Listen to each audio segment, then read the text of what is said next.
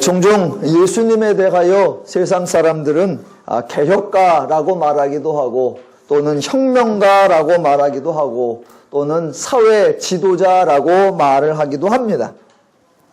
사회적 혁명가로 주장하는 사람들은 예수의 제자들 중에 열심당원도 있었기 때문에 그런 사람들을 데리고 당시의 정치와 종교 세력과 대립하였다라고 합니다. 또 종교적 혁명가라고 주장하는 사람들은 예수는 원래 유대교의 일원이었으나 후에 유대교로부터 분리하여 새로운 종파를 만들어낸 창시자라고 말하기도 합니다. 그런데 아주 재미있는 것은 예수님은 유대교와 충돌하시면서도 유대교를 떠나지 않았고 유대교의 일상적인 활동을 모두 따랐다라는 것입니다. 그래서 사람들은 예수가 유대교인이었다라고 주장하기도 합니다. 성경이 그런 사실들을 아주 흥미롭게 아주 다양하게 묘사하고 있는 것을 오늘 점검해 보겠습니다.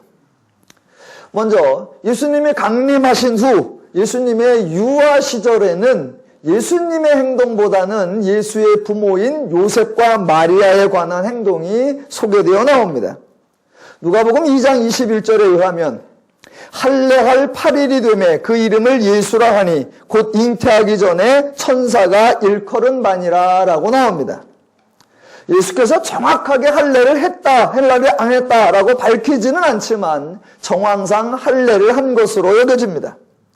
22절에 보면 모세의 법대로 정결 예식의 날이 차매 아기를 데리고 예루살렘에 올라가매 이는 주의 율법에 쓴 바 첫 해에 처음 난 남자마다 주의 거룩한 자라 하리라 한 대로 아기를 죽게 드리고 또 주의 율법에 말씀하신 대로 산비둘기 한 쌍이나 혹은 어린 집비둘기 둘로 제사하려 함이니라 라고 나옵니다. 또 41절에 보면 그의 부모가 해마다 6월절이 되면 예루살렘으로 가더니 예수께서 12살 되었을 때에 그들이 이 절기의 관례를 따라 올라갔다가 라고 나옵니다. 그러니까 예수의 부모인 요셉과 마리아는 당시의 관례대로 행동한 것 같습니다. 그 관례대로 행동했는데 그것을 성경이 묘사하는 것을 아주 특이하게 합니다. 예수의 부모들의 행동에 대해 성경은 유대교의 법대로 행했다, 유대교의 관례대로 행했다라고 말하지 않고 의도적으로 다르게 표현합니다. 조금 아예 읽었던 구절 중에 22절에 보면 모세의 법대로 또는 주의 율법에 쓴 바 또는 주의 율법에 말씀하신 대로 행했다라고 표현한다는 겁니다. 예수님이 12살쯤 됐을 때에 성전에 가서 머무른 적이 있습니다. 그런데 그때에도 예수가 성전에 있었다라고 말하지 않고 다르게 표현합니다. 누가복음 2장 49절에 예수께서 이르시되 어찌하여 나를 찾으셨나이까? 내가 내 아버지 집에 있어야 할 줄을 알지 못하셨나이까? 하시니라입니다. 그러니까 성경은 요셉과 마리아 그리고 예수의 행동에 대하여 유대교를 믿었다 또는 유대교의 관례를 따랐다라고 말하는 것이 아니라 하나님을 믿었다, 하나님의 규례를 따랐다, 아버지의 집에 갔다라고 표현한다는 겁니다. 그러니까 사람들은 예수와 유대교를 연결하려고 애쓰지만 성경은 예수와 하나님을 연결하고 있다라는 것입니다. 예수께서 장성하여 사역을 하실 때에도 유사합니다. 마태복음 9장 35절에 의하면 예수께서 모든 도시와 마을에 두루 다니사 그들의 회당에서 가르치시며 라고 했고 12장 9절과 13장 54절에도 회당에 들어가서 가르치셨다라고 했고 또 그와 같이 유대교 관련 시설에 출입하고 있었음을 보여줍니다. 물론 예수님도 성전에 가셨습니다. 그런데 성전에 가셔서 유대교의 관례를 따라 성전의 종교 행사에 참여한 것이 아닙니다. 마태복음 21장 13절 이하에 보면 예수께서 성전에 들어가사 성전 안에서 매매하는 모든 사람을 내쫓으시며 돈 바꾸는 사람들의 상과 비둘기 파는 사람들의 의자를 둘러 엎으시고 그들에게 기록된 바 내 집은 기도하는 집이라 일컬음을 받으리라 하였거늘 너희는 강도의 소굴을 만드는도다 하시니라입니다. 성전에 가시긴 가셨습니다. 유대교의 집회 장소에 가시긴 가셨는데 유대교 방식대로 하지 않더라는 겁니다. 안식일도 마찬가지입니다. 마태복음 12장 1절 그때 예수께서 안식일에 밀밭 사이로 가실새 제자들이 시장하여 이삭을 잘라 먹으니 라고 해서 충돌하고 누가복음 6장에 의하면 다른 날도 많은데 굳이 안식일에 오른손 마른 사람을 고쳐줍니다. 또 누가복음 13장에 의하면 안식일에 회당에서 18대 동안이나 귀신 들려 앓으며 꼬부라져 조금도 펴지 못하는 여자를 고쳐주십니다. 서기관과 바리새인들이 예수를 고발할 증거를 찾으려고 안식일에 병을 고치는가 엿보고 있습니다. 그걸 알았으면 안식일에 안 해도 될 텐데 그걸 뻔히 아시면서 예수님이 하시는 말씀 그들에게 이르시되 내가 너희에게 묻노니 안식일에 선을 행하는 것과 악을 행하는 것 생명을 구하는 것과 죽이는 것 중에 어느 것이 옳으냐라고 합니다. 그러니까 유대교는 안식일에 일하지 말라라고 규정하고 있는데 예수님은 안식일에 선을 행하는 것과 악을 행하는 것, 구하는 것과 죽이는 것 모두 행동하는 것에 대하여 말씀하고 있다는 것입니다. 유대교의 성전, 유대교의 규정뿐만 아니라 유대교의 율법에 대해서도 예수님은 아주 난감한 행동을 하십니다. 요한복음 8장에 의하면 사람들이 가늠하다가 현장에서 잡힌 사람을 예수에게 데리고 왔습니다. 그들이 주장하는 게 5절에 나옵니다. 모세는 율법에 이러한 여자를 돌로 치라 명하였거니와 선생은 어떻게 말하시겠나이까 입니다. 그때 예수님의 대답 7절 너희 중에 죄 없는 자가 먼저 돌로 치라. 그리고 11절 나도 너를 정죄하지 아니하노니 가서 다시는 죄를 범치 말라 하시니라 라고 합니다. 여러분 예수님은 유대교인입니까? 아닙니까? 예수님은 유대교의 관례를 따른 것입니까? 거부한 것입니까? 예수님이 만약 유대교와 충돌했다면 충돌해서 이긴 것입니까? 진 것입니까? 예수님이 바리새인들이나 서기관들과 논쟁을 펼치셨다면 그래서 논리전개를 잘하신 겁니까? 잘못하신 겁니까? 그렇게 논쟁에서 상대방으로부터 예수님의 말씀이 옳고 진리라고 하는 고백을 받아내셨습니까? 아니면 늘 충돌하고 늘 논쟁하다가 나중에는 판을 깨고 새로운 세력을 구축하고 신진교파를 창설하려고 나오신 것입니까? 분명히 예수님은 성전에 가셨고 절기를 지키셨고 율법을 지키셨습니다. 그런데 예수님이 행하신 모든 것은 하나님이 의도하신 것을 따랐을 뿐이지 유대인들이 유대교로 행하는 방식으로는 전혀 행하지 않으셨다라는 겁니다. 예수님이 바리새인들과 서기관들과 논쟁했다고는 말을 하지만 사실은 논쟁을 하신 것도 아닙니다. 왜냐하면 진리를 아는 자와 진리를 모르는 자의 대화는 대화가 아니라 그건 충돌이 아닙니다. 그냥 전혀 다른 것입니다. 논쟁이라 하면 서로 진리를 모르는 자가 누가 옳은지 누가 마른지를 서로 주장하여서 어떤 합의점에 도달해야 합니다. 그런데 예수는 진리를 알고 사람들은 진리를 모릅니다. 그건 대화가 아니고 거기 나오는 갈등은 갈등이 아니고 그 충돌은 충돌이 아니라 한 사람은 아는 거, 한 사람은 모르는 겁니다. 그러니까 예수님은 유대교를 개혁한 것도 아닙니다. 왜 아니냐면 조직의 문제가 아니고 제도의 문제가 아니고 책임자의 문제가 아니고 규례의 문제가 아니기 때문입니다. 결국 예수님은 유대교와는 무관하게 행동하시고 대신 본질적 문제인 죄인을 구원하는 사역을 행하셨던 것입니다. 즉 예수님에 대하여 혁명가니 개혁가니라는 말은 전혀 맞지가 않습니다. 예수님은 종교개혁이 아니라 인간 구원을 행하신 겁니다. 예수님은 혁명가나 개혁자가 아니라 그리스도시요 구원자인 것입니다.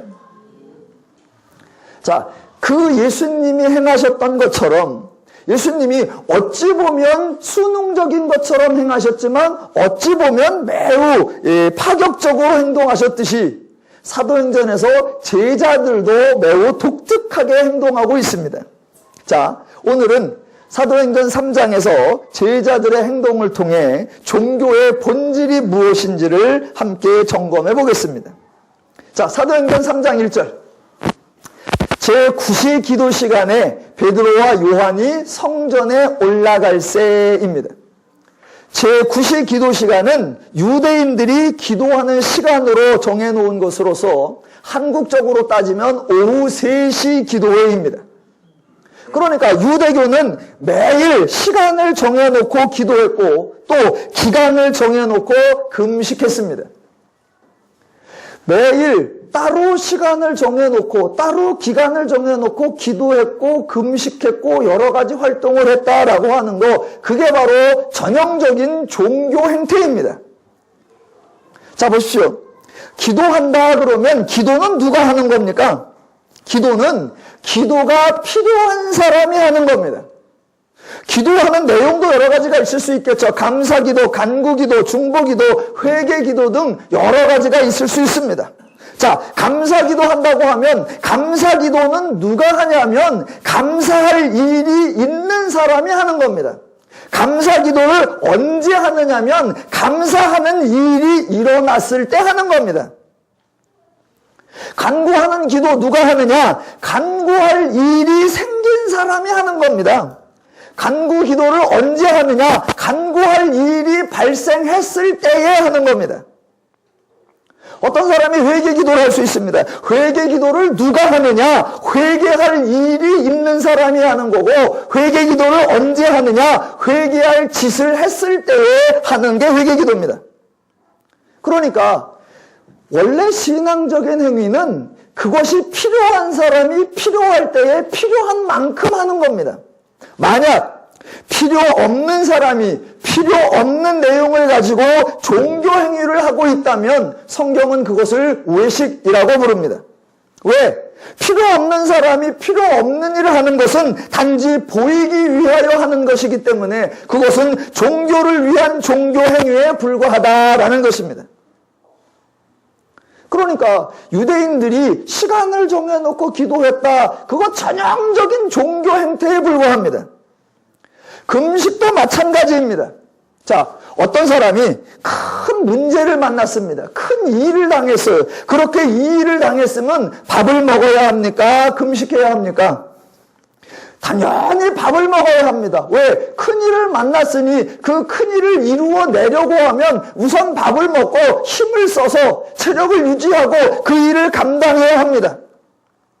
그런데 유대인들은 무슨 일을 만난 것도 아닌데 무슨 문제가 생긴 것도 아닌데 일주일에 2번씩 정기적으로 금식을 했다라고 합니다. 왜 했대요? 금식할 필요가 없는데 금식을 했으니까 그것은 아무 의미가 없는 것입니다. 종교는, 신앙은 말 그대로 필요한 사람이 필요할 때에 필요한 만큼 하는 것, 그게 가장 정상적입니다. 복음서에 보면 예수님이 기도하셨습니다. 예수님이 언제 기도하셨을까요? 필요할 때에. 예수님이 얼만큼 기도하셨을까요? 필요한 만큼. 제자들을 뽑기 전에 기도하셨고 십자가를 지기 전에 기도하셨고 어떤 날은 땀방울이 핏방울이 되도록 기도하셨습니다. 늘 그러신 게 아닙니다. 성경에 예수님이 기도했다는 게 몇 번 나오지 않습니다. 왜 기도했느냐? 필요하니까. 얼만큼 기도했느냐? 필요한 만큼. 그런데 예수님이 기도하셨다는 구절을 가지고 오늘날 우리가 기도회라는 제도를 만들어버리면 그것이 바로 외식이요, 그것이 바로 신앙을 종교로 변질시키며 왜곡시키는 것입니다. 자, 구약 성경을 잘 읽어보면 하나님이 인간에게 기도하라라고 말씀하신 적이 없습니다. 그런데 구약 성경을 또 읽어보면 이스라엘이 하나님께 기도하고 부르짖은 적이 수도 없이 많습니다. 참 아이러니입니다. 이스라엘은 하나님이 말씀하신 것은 거의 다 안 지켰습니다. 그렇게 하나님이 말씀하신 것은 안 지키면서도 하나님이 시키지도 않은 것을 자발적으로, 능동적으로, 적극적으로 오랜 기간 동안 행한 것이 바로 하나님께 부르짖은 행위입니다. 그러면 하나님 말씀을 안 듣는 사람들이 하나님이 시키지도 않은 걸 왜 그렇게 행했느냐? 이유는 아주 간단합니다. 자신들의 상황이 절박했기 때문이고 자신들에게 하나님의 도움이 필요했기 때문입니다. 기도하라는 소리 한마디도 안 해도 자기가 도움이 필요하고 자기가 간절하니까 하나님 앞에 내어달리고 하나님 앞에 부르짖고 하나님 앞에 간구하더라는 겁니다. 그때 하나님은 이스라엘 백성들에게 너희들은 왜 내가 명하지도 않는 걸 하느냐라고 따지지도 않으셨고 지금은 기도 시간이 아닌데 왜 엉뚱한 때에 하느냐라고 점검하지도 않으셨습니다. 백성이 필요하고 백성이 절박해서 하나님께 부르짖자 하나님도 시도 때도 없이 응답하셨습니다. 왜? 필요한 사람에게 필요한 도움을 주는 것, 그것이 하나님의 은혜이기 때문에 말하지 않은 것을 행하고 원리 원칙에 맞지 않으면서 하나님 앞에 구해도 하나님은 들어주고 하나님은 응답하고 하나님은 도와주셨습니다. 그것이 신앙의 본질이요, 그것이 하나님이 인간을 대하는 원리입니다. 그러니까 예수님은 하나님을 믿는 신앙생활을 하셨지 유대교를 믿는 종교생활을 하시지 않았습니다. 자, 오늘 본문에서도 베드로와 요한도 기도 시간에 성전에 올라갔습니다. 그런데 요한이 기도 시간에 올라갔지만 기도하러 간 것이 아니고 성전에 갔지만 제사하러 간 것이 아니라는 것입니다. 아마도 유대교 지도자들의 입장에서는 이 베드로와 요한 또는 제자들이 눈에 가시 같은 존재들이었을 겁니다. 왜? 유대교의 성전을 출입하려면 유대교의 규례를 잘 따르든가 그렇게 따르지 않을 바에는 아예 유대교를 떠나서 얼씬도 하지 말든가 해야 되는데 유대교 성전에는 늘 출입하는데 유대교와는 전혀 다른 이야기를 하고 있으니까 매우 불편했을 것입니다. 제자들이 종교개혁을 하지도 않았고 제자들이 개종을 선언하지도 않았습니다. 제자들이 가족을 떠나지도 않았고 형제를 버리지도 않았고 살던 삶의 터전을 옮긴 것도 아닙니다. 신중하게 눈여겨보아야 합니다. 예수의 부활로 세상이 외형상 아무런 차이가 없었고 성령이 강림하였어도 제자들의 삶에 상황적으로 아무런 변화가 없습니다. 기독교는 무슨 상황을 변화시키고 외형을 개선시키고 세상을 혁신하고 종교를 개혁하는 것, 그런 것하고는 무관합니다. 또 제가 이렇게 말하면 사람들이 거봐, 기독교는 그래서 보수야, 기독교는 꼴통 보수야 라고 말을 합니다. 아니요, 기독교에 대한 완벽한 오해입니다. 기독교는 급진 중에 급진이고 혁신 중에 혁신이고 진보 중에 진보입니다. 단 기독교는 외형을 변화시키는 것이 아니라 가장 본질적이고 가장 근원적인 인간을 변화시킨다는 것을 기억하셔야 합니다. 기독교는 철저하게 죄와 관련된 것을 변화시키고 하나님과 관련된 것을 새롭게 한다는 겁니다. 죄에서 벗어나고 하나님께 속하는 것이 바로 인간의 기준, 인간의 가치, 인간의 개념, 인간의 원리, 그것을 벗어나서 하나님의 기준과 가치와 원리와 마음과 방식을 갖는다라는 것입니다. 그래서 겉으로 보면 예수의 삶과 사역 또는 제자들의 삶과 사역에서 혁명가다운 모습이나 개혁자다운 모습이 전혀 보이지 않습니다. 만약 혁명이나 개혁을 하려면 구체적인 타켓을 정해야 하고 나름의 이상과 목표를 설정해야 하고 그것을 구현하기 위한 세력을 규합하는 등 여러 가지 과정이 있어야 합니다. 그런데 예수도 제자들도 그런 일을 한 번도 행하지 않습니다. 예수와 제자들의 모습 속에 개혁하려고 하는 의지나 내용이나 비전이나 목표 전혀 찾아볼 수 없습니다. 지금 요한과 베드로가 성전을 찾아가는데 드디어 성령의 강림함을 딱 받고 나서 유대교와 한판 뜨러가는 것이 절대로 아니라라는 겁니다. 성전에 가는데 성전에 가는 사람이 베드로와 요한만이 아니었습니다. 우리 기독교인들에게는 사도행전 2장이 아주 엄청난 사건으로 인식됩니다. 와, 성령이 강림하였었고 제자들이 다른 나라의 언어로 말을 했었다. 와, 대단하다. 베드로가 연설을 너무 멋있게 잘했다라고 중요하게 여기는 사도행전 2장이지만 정작 당시의 유대인들에게는 사도행전 2장이 거의 주목받지 못한 사건이고 관심 끌지 못한 연설이었습니다. 신도의 수가 3,000이나 더했다고 하지만 사람들은 거의 인식하지 않았습니다. 사회적 요동을 일으킨 것도 아니고 베드로와 요한이 주요 인물로서 감찰 대상이 된 것도 아닙니다. 베드로 요한이 성전에 올라갔다라는 건 지극히 평범한 일 중에 하나였습니다. 거긴 다른 사람도 많았어요. 예를 들면 이런 사람, 몇 절에? 2절에 나오는 거. 나면서 못 걷게 된 일을 사람들이 메고 오니 이는 성전에 들어가는 사람들에게 구걸하기 위하여 날마다 미문이라는 성전에 두는 자라. 그런 사람도 성전에 있고 베드로와 요한이랑 같은 사람도 성전에 가고 그저 같은 부류의 같은 수준일 뿐입니다. 베드로와 요한이 성전에 올라가니까 많은 인파들이 모여들고 베드로와 요한을 쳐다보려고 많은 사람이 밀치고 주목하더라. 그런 거 하나도 없습니다. 베드로와 요한이 성전에 올라가는데 아무도 알아보지도 못하고 아무도 접근하지도 않습니다. 물론 한 사람이 베드로와 요한에게 관심을 보였습니다. 그러면서 쳐다봤습니다. 누가요? 안진뱅이 거린. 그러면 그 성령이 그 거린의 표정이 참 재밌습니다. 보세요.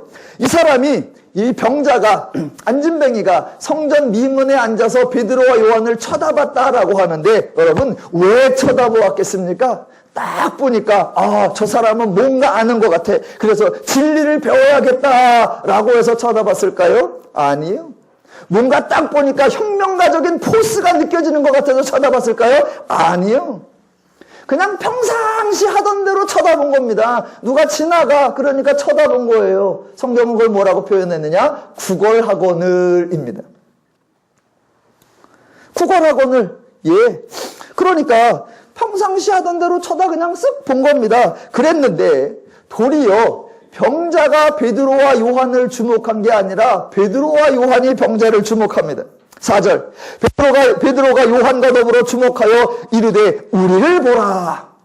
그러니까 안진뱅이는 처음에는 대충 쳐다보다가 베드로와 요한이 먼저 안진뱅이를 주목하고 자기를 보라고 요청하자 거지가 베드로와 요한의 요청을 들어주어서 바라본 것입니다. 그때 바라볼 때의 심정이 뭐냐? 5절 그가 그들에게서 무엇을 얻을까 하여입니다. 그러니까 처음에는 이 안진뱅이가 베드로와 요한을 주목한 게 아닙니다. 그냥 본 거예요. 그냥 본 거. 근데 그냥 보고 나서 기대를 접었어. 왜? 척 보니까 있는 게 없는 사람들이야. 척 보니까 별로 얻을 게 없어. 근데 그 사람이 또 굳이 한마디를 해. 우리를 보라. 그러니까 뭐요? 뭐가 있나? 그리고서 쳐다보는 게 이제 5절이 되는 겁니다. 그러니까 굳이 그렇게 관심도 끌지 못하는 베드로와 요한이었는데 쳐다보라고 애걸을 하니까 이 거린이 그 베드로와 요한의 구걸을 들어준 것입니다. 자, 성경이 얼마나 재미있는지 한번 봅시다. 이 구걸하는 사람이 예수에 관련된 사람들의 반응을 아주 적절하게 표현해 줍니다. 무슨 말이냐면 복음서에 보면 예수님이 행하시는 행동에 대하여 사람들의 나타내는 반응이 두 가지로 나옵니다. 어느 날 예수님께서 오병이어를 행하셨습니다. 그래서 물고기 2마리와 떡 5개를 가지고 많은 먹을 것을 만들었습니다. 그래서 나눠주라 그랬더니 사람들이 예수께 나와서 말하는 사람이 하나도 없습니다. 그죠? 빵을 나눠주고 고기를 나눠주라 그러니 사람들이 다 받아 챙기면 되는 겁니다. 한마디도 없어요. 또 예수님께서 지나가시다가 허다한 각색 병자와 많은 귀신 들린 자를 고치더라. 그러니까 많은 사람들이 병자를 데리고 와서 고칠 뿐 아무도 예수에게 말하는 사람이 없습니다. 먹을 걸 나눠주면 받아가면 되고 고쳐주면 치료받으면 돼요. 아무도 말이 없습니다. 그런데 예수님께서 복음을 전파하시면서 구원을 받으라 또는 영생을 받으라 또는 천국이 가까이 왔다라고 하면 꼭 어떤 사람이 나와서 아는 척을 하고 말을 하더라는 겁니다. 그때 하는 말이 뭐냐면 내가 무엇을 하여야 영생을 얻으리까 라고 하는 겁니다. 여러분, 이게 무지하게 재미있는 게요. 보세요. 사람이 사람에게 무엇인가를 구할 때에는 내가 무엇인가를 해줄 테니 나를 도와달라라고 하는 것이 옳습니다. 그런데 만약 사람이 하나님께 구할 때는 그냥 은혜를 주십시오라고 말하는 것이 옳습니다. 왜냐하면 사람끼리는 같은 수준이고 같은 차원이기 때문에 사람끼리에게 은혜를 달라고 하면 그거는 억지가 되는 것입니다. 하지만 하나님은 인간보다 크고 인간보다 강한 분이기 때문에 약한 존재가 강한 존재에게 은혜를 달라라고 하면 그것은 당연한 이치입니다. 그런데 죄인들은 그 당연한 것을 늘 거꾸로 행하고 종교는 그렇게 지극히 당연한 것을 왜곡하고 변질시킨다는 겁니다. 보세요. 사람들이 이렇게 말합니다. 사람끼리 무엇을 막 구할 때는 아이 그냥 줘. 아이 따지지 말고 아이 그냥 줘. 라고 말합니다. 그런데 사람들이 하나님께 나와서 구할 때는 하나님 제가 이렇게 섬기겠습니다. 하나님 제가 이렇게 충성을 하겠습니다. 하나님 제가 이렇게 갚겠습니다. 라고 꼭 제안을 한단 말입니다.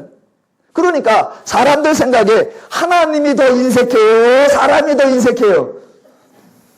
예, 하나님이 완전 치사합니다. 사람끼리는 아이 그냥 줘. 아이 사람이 왜 그렇게 깍쟁이 같아. 그냥 줘. 그럼 또 줘요.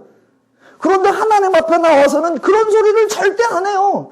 하나님 제가 이렇게 그랬거든요. 그동안 의를 쌓았던 거 아시죠? 요번에 도와주시기만 하면 제가 하나님 앞에 충성을 드리고 주를 위해 살겠습니다.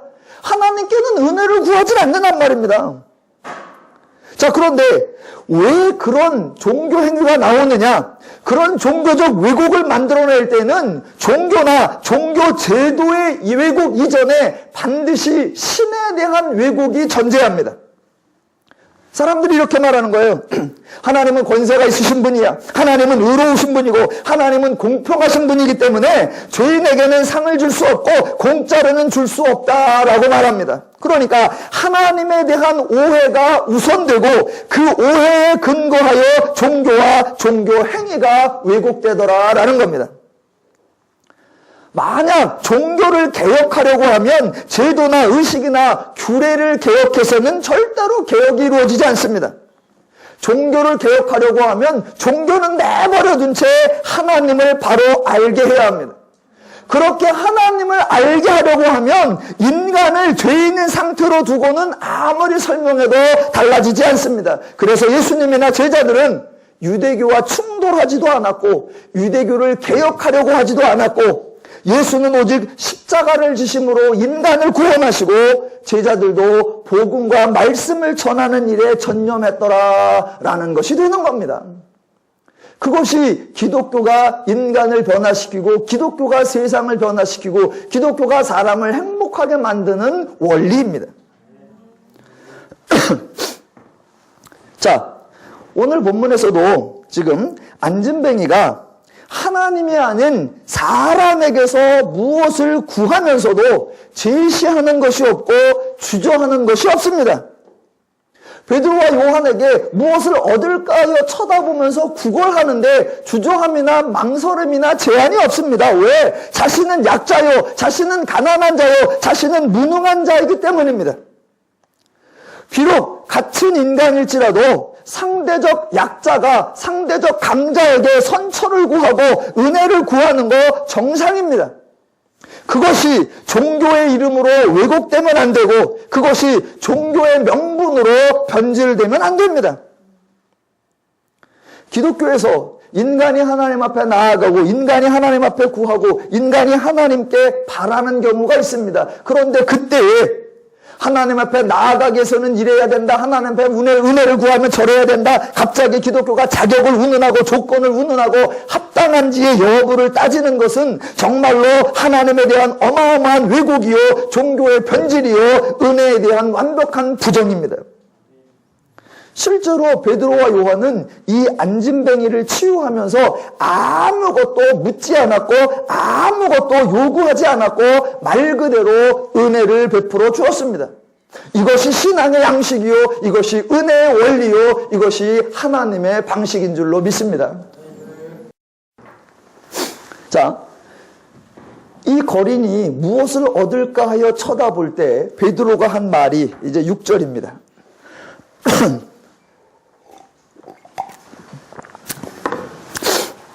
자, 6절을 보시면 베드로가 이르되 은과 금은 내게 없거니와.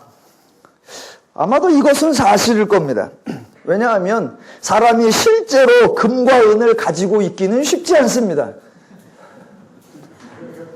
저도 결혼할 때 장모님이 해주신 반지 외에는 금을 만져본 적이 없고 본 적이 없습니다. 그러니까 베드로와 요한이 금과 은을 가지고 있을 가능성이 별로 없고 혹시 있더라도 들고 다닐 이유는 거의 없습니다. 그러니까 지금 베드로는 금과 은을 가지고 있지 않은 것이 사실일 겁니다. 그런데 하나 더 보십시다. 만약 금과 은을 가지고 있었다고 해봅시다. 그렇다면 만약 베드로가 금과 은을 가지고 있었다면 그 금과 은을 주었을까요?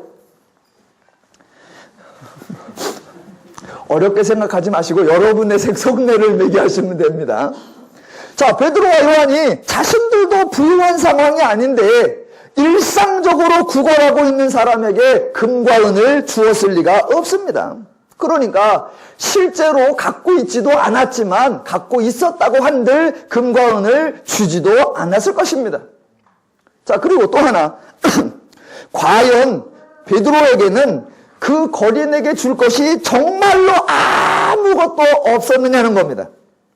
어차피 거린에게 금과 은을 줄 것이 아니라 동전 한 푼 던져줄 것이면 한 데나리온이나 한 드라크마나 작은 거 하나만 있으면 됩니다.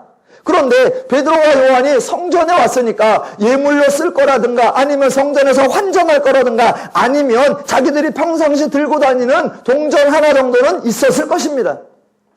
그런데 베드로는 말하기를 나는 무일푼이다 라고 말하는 것이 아니라 거창하게 나갑니다. 나는 은과 금은 내게 없거니와 라고 합니다. 왜 이렇게 세게 나갈까요? 다 이유가 있습니다. 자, 은과 금은 내게 없다라고 말하더니 그 다음에 말하는 것이 아주 중요합니다. 내게 있는 이것을 내게 주노니.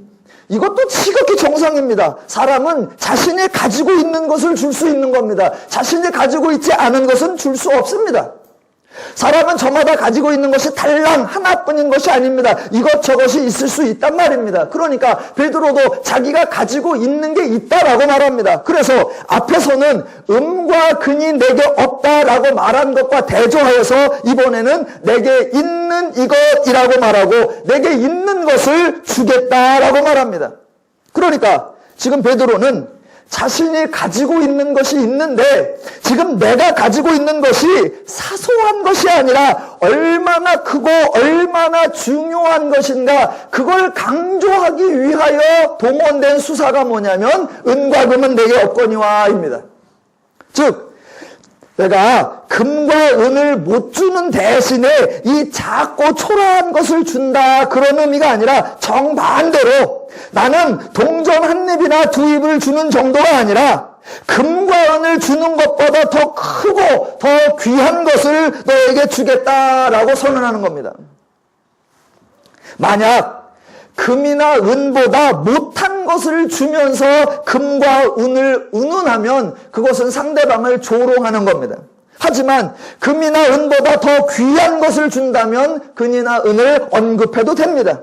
그러니까 지금 베드로는 내게 있는 것이 얼마나 귀중하냐면 금이나 은보다 훨씬 더 귀하다라고 자기 가지고 있는 것을 소개하는 겁니다.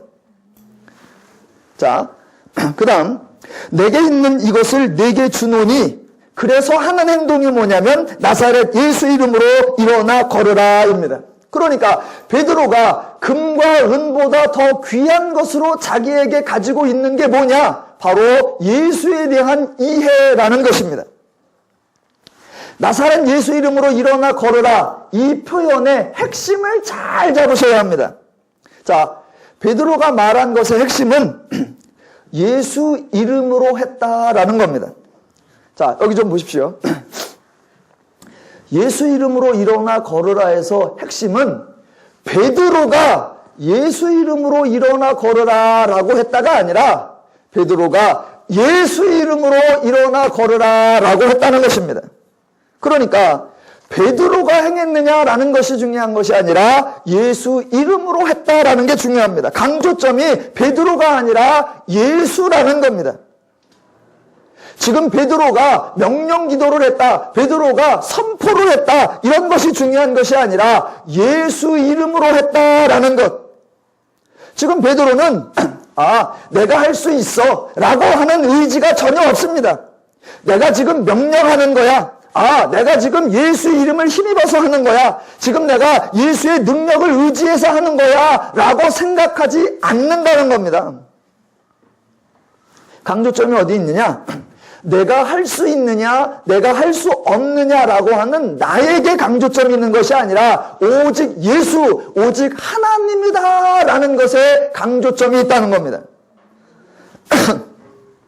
기독교는 하나님이 일하시고 하나님이 역사하는 종교입니다.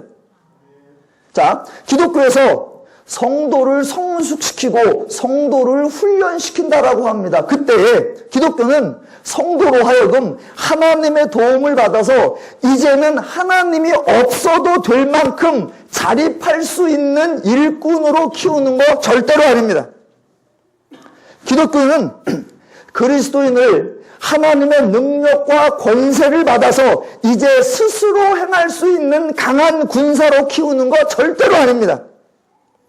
기독교에서 말하는 강함, 기독교에서 말하는 성숙은 이제 하나님과 분리되어도 될 수 있는 존재가 아니라 더 많이 하나님께 의지하고 더 하나님과 밀착하고 더 하나님과 연합하는 것, 그것을 성숙이요, 그것을 강한 군사라고 합니다. 그러니까 기독교는 철저하게 하나님으로부터 말미암는 겁니다. 하나님의 은혜, 하나님의 지혜, 하나님의 권세, 하나님의 원리, 하나님의 방법으로 행하는 것. 내가 그럼 당연히 하나님이 하시지. 내가 하나님의 은혜로 해. 내가 하나님의 지혜로 해. 내가 하나님의 방법으로 해. 라고 하면 안 됩니다. 내가 하는 게 아니라 누가 하신다? 하나님이 하신다. 하나님의 지혜다. 하나님의 능력이다. 하나님의 권세다. 누가 했냐고? 하나님이. 그래, 그 하나님의 권세로 누가 했어? 하나님이. 맞다니까 하나님의 성령이 와서 누가 했냐니까? 하나님이.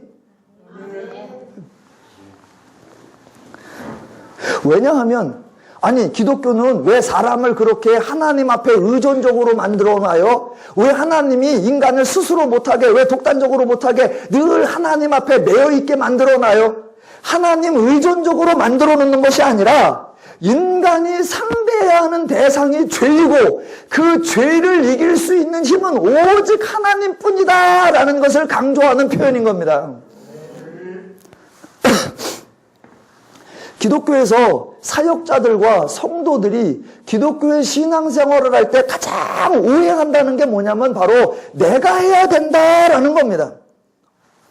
하나님께 부름받았으니 이제 내가 해야 되고 하나님께 사명받았으니 이제 내가 충성해야 한다라고 하는 거, 그게 가장 큰 오해입니다. 대표적인 오해가 바로 기도입니다. 자, 기도는 내가 기도한다, 내가가 강조되면 그건 이미 기도가 아닙니다. 자, 기도를 하면 어떤 사람이 왜 기도를 하느냐? 내가 할 수 없기 때문에 기도하는 겁니다.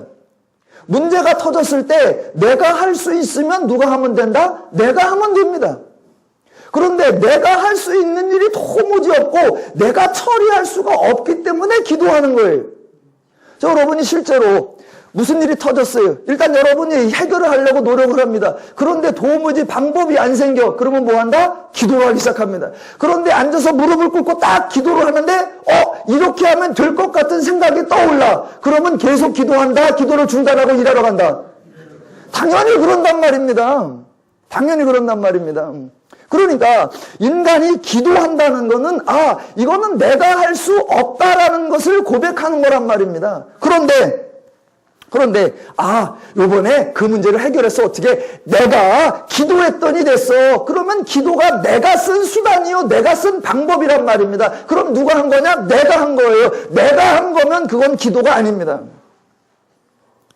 기도라고 하는 건 내가 할 수 없기 때문에 하나님께 구하는 거고 하나님이 해주시는 걸 의지하는 거, 그게 기도예요. 그런데 오늘날 우리는 내가 합니다. 내가 하는데 기도를 통해서 해요. 종교의 왜곡이고 신앙의 변질이에요. 설교도 마찬가지예요. 설교의 내용은 내가 연구해서, 내가 경험해서, 내가 체험하고, 내가 깨달은 것을 설명하면 그건 설교가 아니라 내 얘기에 불과합니다. 내 말이요, 내 사상이요, 내 철학이요, 내 경험에 불과한 거예요. 그래서 설교는 내가 하는 게 아니고 내 이야기가 아니고 철저하게 무엇이어야 되느냐? 하나님 말씀이어야 합니다. 그래서 설교는 교훈을 말하거나 권면하는 것이 아니라 오직 하나님 말씀, 성경이 무슨 뜻이고 성경이 무슨 의미인지를 풀어 설명하는 것, 그것으로 족한 겁니다. 그래서 설교를 들은 성도 여러분들이 그 말씀이 그런 뜻이구나, 그 표현이 그런 의미였구나 라고 성경을 이해하게 된 것, 그게 설교를 잘 들으신 겁니다. 지금 베드로가 안진뱅이를 고치는데 베드로가 고쳤다? 아니요. 예수 이름이 고쳤다예요. 예수 이름이. 그래서 지금 그 본문에서는 베드로가 했느냐, 요한이 했느냐, 제자가 했느냐, 성령 받은 사람이 했느냐, 전혀 그게 아니라 예수 이름으로 했다. 기독교에서는 성도와 예수, 성도와 하나님, 인간과 하나님을 절대로 따로 떼어놓지 않습니다. 구원받은 성도를 표현하는, 구원받은 성도를 강조하는 표현이 뭐냐면 예수 그리스도와 한 몸이다 라고 하는 겁니다. 그때 머리가 예수 그리스도요, 성도가 지체입니다. 그것을 분리하면 안 돼요. 성도가 말하거나 행동하는 모든 것의 근거가 예수에게서 나와야 하고, 내용이 예수에게서 나와야 하고, 권세가 예수에게서 나와야 하고, 능력이 예수에게서 나와야 한다라는 것입니다. 만약 예수로 말미암지 않으면, 하나님으로 말미암지 않으면 발생한 사건은 처리할 수 있는데 죄를 처리할 수 없으며, 만약 하나님으로 말미암지 않으면 상황은 처리하고 해결할 수 있는데 죄를 해결할 수 없습니다. 그런데 사람들이 늘 딱 문제가 터지고 상황이 터지면 그 문제와 상황의 본질 속에 깔려있는 죄의 원리가 뭐고, 죄의 속성이 뭐고, 죄의 음모가 뭔가, 그 죄를 찾아내고 죄를 이길 생각을 해야 하는데, 죄는 다 두고 어떻게 이 상황을 풀을 건가, 그러려고 하니 지혜가 나오고, 그러려고 하니 경험이 나오고, 그러려고 하니 전문가가 나오고, 그러려고 하니 전문가가 나오고, 그러면 문제는 해결해요. 상황은 풀었어요. 그런데 모두가 죄에게 진 꼴입니다. 기독교에서 하나님을 강조하고 기독교에서 예수를 강조하는 이유가 뭐냐? 언제나 인간을 위해서입니다. 만약 인간을 부각시켜버리면 곧바로 인간 차별이 생겨버립니다. 자, 오늘 이 사건에서도 베드로와 요한이 병자를 치유했다라고 말하는 순간, 거 봐라, 성령 받은 사람과 성령 못 받은 사람이 이렇게 다른 거다. 거 봐라, 방언할 줄 아는 사람과 방언 못하는 사람이 이렇게 다른 거다. 거 봐라, 신유 은사가 있는 사람과 신유 은사가 없는 사람이 이렇게 다른 거다. 어디 방언도 못하는 것들이, 어디 은사도 없는 것들이, 어디 성령도 못 받은 것들이, 어디 충만도 안 한 것들이, 하나님을 강조하고 예수님을 강조하지 않으면 죄인의 주특기가 뭐냐? 바로 차별과 분리를 만들어내는 겁니다. 그렇게 차별과 분리가 만들어지는 순간 화해가 깨지고 일치가 파괴되고 연합과 안식이 모두 사라지게 되는 겁니다. 기독교에서 하나님만을 강조하는 거, 그거 가장 인간적인 것임을 기억하셔야 합니다. 그 하나님을 강조하는 것이 하나님 중심이거나 하나님을 영화롭게 하는 것이 아니라 인간을 사랑하고 인간을 자유와 평화와 안식하게 하려고 하는 하나님의 극진한 인간 사랑의 표현인 줄로 믿습니다. 그러니까 베드로가 말한 나사렛 예수 그리스도의 이름으로 일어나 걸으라, 그 사건의 첫 번째 중요한 것은 베드로가 행한 것이 아니라 예수 그리스도의 이름으로 했다는 것이고, 둘째는 그 사건의 핵심은 걸으라라고 했더니 걸었다라는 것이 핵심이 아니라는 겁니다. 봐라, 제자들이 드디어 성령을 받았고 권능을 받아서 병자를 치유하지 않느냐, 이게 핵심이 절대로 아닙니다. 나면서부터 못 걸은 사람을 걷게 하는 것은 정말로 놀라운 사건입니다. 당사자에게는 인생의 엄청난 전환점이 될 수 있습니다. 하지만 차분하게 생각해보면 그것이 절대로 핵심이 아니요 강조점이 아니라는 것을 알 수 있습니다. 우선 이 사람이 걷게 되었다고 해서 모든 문제가 해결되는 게 아니라는 겁니다. 여러분은 걸을 수 있는 분입니다. 그래요, 걸어보시니까 아무 문제가 없나요? 그러니까 더 큰 문제, 더 본질적인 문제를 모르면 늘 직면한 문제, 당면한 문제가 가장 크게 보입니다. 그러나 더 큰 문제를 깨닫고 나면 당면한 문제는 커 보이지가 않습니다. 창세기 말미에 가면 애굽에 7년 동안 풍년이 들었다가 7년 동안 흉년이 드는 그 바로의 꿈이 나옵니다. 요셉을 통하여 하나님께서 그 꿈을 해몽시켜주고 이제 7년 동안 풍년이 들게 하여 식량을 비축하게 하고 드디어 7년 흉년이 시작됩니다. 가나안의 7년 흉년이 시작되니까 가나안에 살고 있던 이 야곱과 야곱의 자식들도 먹을 게 없어집니다. 그래서 야곱이 아들들을 애굽에 보내어서 식량을 사오게 합니다. 그래서 애굽에 갔더니 요셉이 그 형들을 알아보고 그 중에 한 사람 시므온을 잡아놓고 나머지 형제들만 곡식을 실어 보냅니다. 그러니 돌아왔을 때 아버지 야곱이 보더니 식량을 얻어온 건 잘했는데 아들 하나가 없어졌단 말입니다. 이 아들 하나 어디 갔냐 그랬더니 애굽의 총리가 붙잡아 놨습니다 라고 한단 말입니다. 너희가 내 아들 요셉도 없애더니 또 하나를 없앴구나 속상해한단 말입니다. 그러다 얼마 지나지 않아서 음식이 또 떨어지자 야 가서 다시 식량을 구해오라라고 합니다. 그러자 형제들이 얘기하기를 이번에 막내 아들을 데려오지 않으면 그 총리가 식량을 안 준다고 했습니다. 막내 아들을 데려가야 합니다 라고 한단 말입니다. 그때 야곱이 하는 말, 너희가 벌써 내 아들 둘을 없애더니 이번에는 막내 아들까지 없애려고 하는구나. 절대로 못 간다 그럽니다. 그러니까 형제들도 그럼 우리도 안 갑니다 그거예요. 일정한 시간이 지나고 나서 드디어 식량이 없어졌단 말입니다. 그래서 다시 한번 가라 그런단 말입니다. 형제들이 우리는 그냥은 못 갑니다. 막내 데리고 가야 합니다. 바로 그때 야곱이 하는 말이 뭐냐면 막내 아들 베냐민을 데리고 가라. 내가 만약 자식을 잃으면 잃으리로다 라고 합니다. 무슨 말이냐면 아직 삶의 여유가 있을 때에 더 큰 문제, 본질적 문제가 터지기 전에는 내 아들을 또 잃어버릴 순 없지. 안 보내? 그러다가 더 큰 문제, 드디어 식량이 다 떨어져서 도무지 먹고 살 문제가 해결되지 않은 그 본질적 문제가 딱 터져버리니까 그 부모가 아들을 내놓고 하는 말, 그래, 아들을 잃으면 잃은 거다 라고 해버리더라는 겁니다.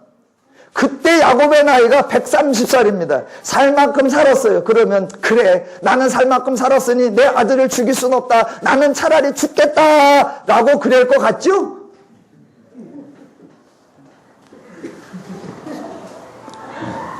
다시 본문으로 돌아옵니다. 무슨 말이냐? 인간은 그 본질적 문제, 더 핵심적인 문제를 알아차리지 못하면 눈앞의 문제가 커 보인단 말입니다. 그러나 본질적 문제를 깨닫고 보면 눈앞의 문제는 절대로 큰 게 아니에요. 지금 본문으로 돌아와서 지금 인간 문제의 본질을 성경은 뭐라고 하느냐? 죄라고 선언한단 말입니다. 베드로는 이미 그 사실을 강조했었습니다. 베드로가 2장에서 자기의 연설을 마무리 질 때 마지막 한 말이 뭐였느냐? 40절, 이 패역한 세대에서 구원을 받으라 입니다. 못 걷던 사람은 패역한 세대에서 못 걸었던 겁니다. 만약 그 사람이 걷게 되었으면 그 사람은 패역한 세대에서 걸었을 뿐입니다. 문제는 패역한 세대에서 구원을 받는 건데 여전히 패역한 세대에 살면서 그 세대에서 걷느냐 못 걷느냐는 그렇게 중요한 게 아니라는 겁니다. 죄인은 지옥을 사는 건데, 자, 안진뱅이가 걷게 된 것은 지옥에서 걸은 것에 불과하고, 부자가 된 것은 지옥에서 부자가 된 것에 불과합니다. 그러니까 가장 본질적 문제, 죄로부터의 구원이 없으면 인간에게 자유와 평화와 안식과 행복이 없다는 겁니다. 걷는다는 것이 사소하다는 의미가 아니라 죄로부터의 구원이 훨씬 더 중요하다라는 것을 강조하려는 겁니다. 그래서 이 사건에 대한 베드로의 연설이 3장 11절부터 나오는데, 베드로는 다른 모든 걸을 수 있는 사람이기에 너는 문제가 없다라고 말하지 않고 멀쩡하게 걷는 사람들에게 하는 말이 19절에 이렇게 나옵니다. 그러므로 너희가 회개하고 돌이켜 너희 죄 없이 함을 받으라. 예. 그러니까 베드로는 처음부터 시종일관 계속하여 인간에게 가장 본질적 문제가 뭐냐? 죄로부터 구원받아야 한다라는 것이고, 그 죄로부터의 구원이 얼마나 소중한가를 강조하기 위해 못 걷던 사람이 걷게 되는 것, 그거보다 더 큰 게 뭐냐? 죄로부터의 구원이다라고 표현하고 있는 겁니다. 지금 오늘 본문에 두 가지가 대조돼서 나오는 겁니다. 하나가 뭐였냐면 음과 금은 내게 없다라는 거고, 그것과 대조하여 내게 있다라는 겁니다. 즉 내게 있는 것이 얼마나 소중한가를 강조하기 위하여 금과 은이 동원되었었고, 또 그것이 중요하다는 걸 강조하는 게, 사람이 못 걷는 사람이 걷는 것보다 훨씬 더 큰 게 뭐냐? 하나님의 은혜가 임하는 거다라고 하는 겁니다. 안진뱅이가 하나님의 은혜를 받았다는 것, 하나님이 안진뱅이를 돌아보셨다는 사실이 그가 걸었다라는 사실보다 훨씬 더 크다라는 겁니다. 왜냐하면 걷는 것은 걸을 뿐입니다. 걸을 뿐 하나님의 구원과 은혜는 없습니다. 그런데 하나님의 은혜를 받고 하나님의 구원을 받으면 그 걸을 수 있는 사람이 걸어서 얻으려고 하는 게 뭐냐면, 걸어서 수고하고 애써서 만들어내려고 하는 게 뭐냐면 자유와 평화와 안식인데, 하나님은 바로 그것, 자유와 평화와 안식을 준다라는 것입니다. 마지막으로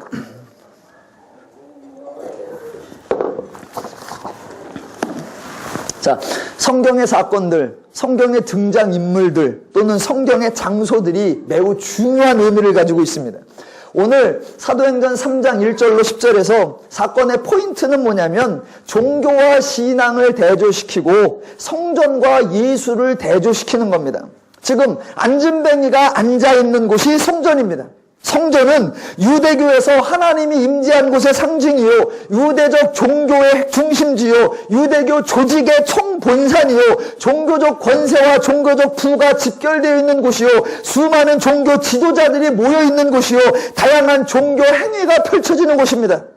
그런데 바로 그 성전 문에 앉아있는 그 안진뱅이는 성전에서 하나님에게 은혜를 구하는 것이 아니라 성전에 들어가는 사람들에게 은혜를 구하고 있습니다. 그렇다면 이 안진뱅이의 생각에는 성전이 또는 하나님이 중요합니까? 사람이 중요합니까? 당연히 사람입니다. 왜 그러느냐? 성전에 그렇게 맨날 앉아있어도 성전이 이 안진뱅이에게 아무것도 해준 도 없고, 이 사람은 성전에 가서 아무것도 얻은 것이 없고, 이 사람은 성전에 그렇게 날마다 와서 앉아있었지만 유대교에서 이 사람을 위해서 해준 게 하나도 없습니다. 즉 그가 머물러 있는 곳이 종교의 핵심부인데 그곳에서는 아무 역사도 일어나지 않더라는 겁니다. 그가 종교의 중심부에 앉아있는데 그 종교의 중심부에서 치유도 구원도 역사도 자유도 아무것도 베풀어지지 않더라는 겁니다. 안진뱅이뿐만이 아닙니다. 건강한 사람도 다 마찬가지입니다. 사람들이 사함을 받기 위하여 성전으로 갑니다. 그런데 그렇게 죄사함 받으러 가는 사람들에게 정작 종교는 아무것도 해주는 것이 없습니다. 죄사함을 받으려면 죄 지은 사람이 회개해야 되고, 죄 지은 사람이 의를 행해야 되고, 죄 지은 사람이 예물을 들고 나가야 합니다.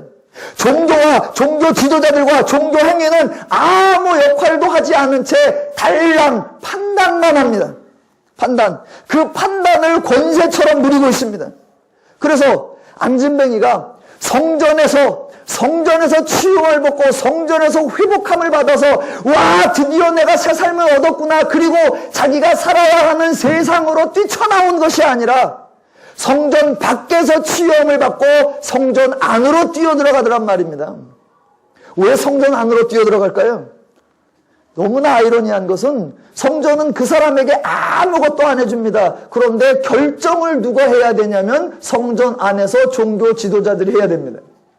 이 사람이 치유함을 받아서 걷게 되었습니다. 걷게 되었다고 해서 걷는 게 아닙니다. 걷게 되었을지라도 성전에서 성전 지도자들이 너는 걷는구나. 내가 너를 걷는 자로 결정한다. 빵빵빵 때려주지 않으면 이 사람은 걸어도 걷는 게 아니고 걸어도 걸으면 안 되는 사람입니다. 왜? 종교가 허락하지 않았으니까.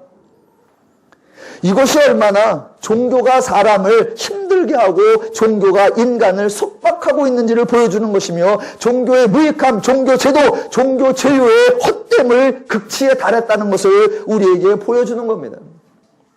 그런데 정반대로 보십시오. 유대교의 성전, 유대교의 종교, 유대교의 종교 지도자들에 비하면 베드로와 요한은 너무나 허접한 존재들입니다. 베드로와 요한은 성전도 없는 사람들입니다. 베드로와 요한은 종교적 직함도 없는 사람들입니다.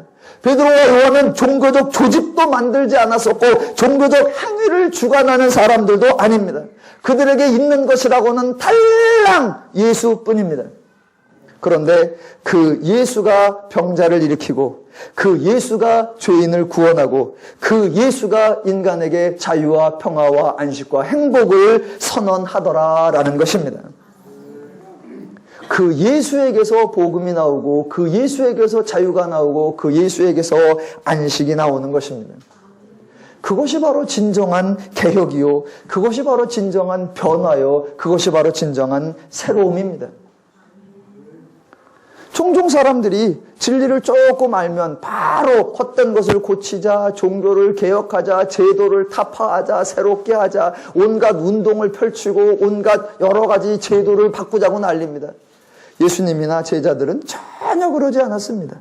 그저 복음 대신 예수를 가지고 그 복음 대신 예수로 말미암는 사역들을 펼치고 그 복음으로 말미암아 인간에게 자유와 평화와 안식과 새로운 날이 전개되는 것, 그것이 기독교가 말하는 개혁이요, 그것이 기독교가 말하는 새로움이요, 그것이 기독교가 말하는 혁신이요, 그것이 기독교의 신앙의 원리요 본질인 줄로 믿습니다. 성도는 예수를 아는 것이 은과 금을 가진 것보다 귀한 것으로 아는 그런 사람들입니다. 아멘을 안 해서 다시 합니다. 성도는 예수를 아는 것이 은과 금을 가진 것보다 귀한 것을 가지고 있는 것으로 고백하는 사람들입니다. 성도는 죄인에게 하나님의 복음을 알게 하는 것이 안진뱅이를 걷게 하는 것보다 더 놀라고 귀한 것을 주는 것이라고 고백하는 사람들입니다. 가장 귀한 것을 가지고 가장 인격적으로 행동하고 가장 본질적으로 삶을 변화시키는 사람들이 바로 성도인 줄로 믿습니다. 저는 여러분이 가장 귀한 것을 알고 가장 귀한 것을 가지고 가장 귀한 삶을 살기를 원합니다. 종교에 매이지 말고 신앙을 누리시고 종교한 일을 하지 말고 믿음을 누리시고 종교인의 삶을 살지 말고 성도의 삶을 사시기를 원합니다. 성경을 읽고 하나님을 배워서 하나님의 은혜를 풍성히 누리는 멋진 성도의 삶을 누려가시기를 주님의 이름으로 축원합니다.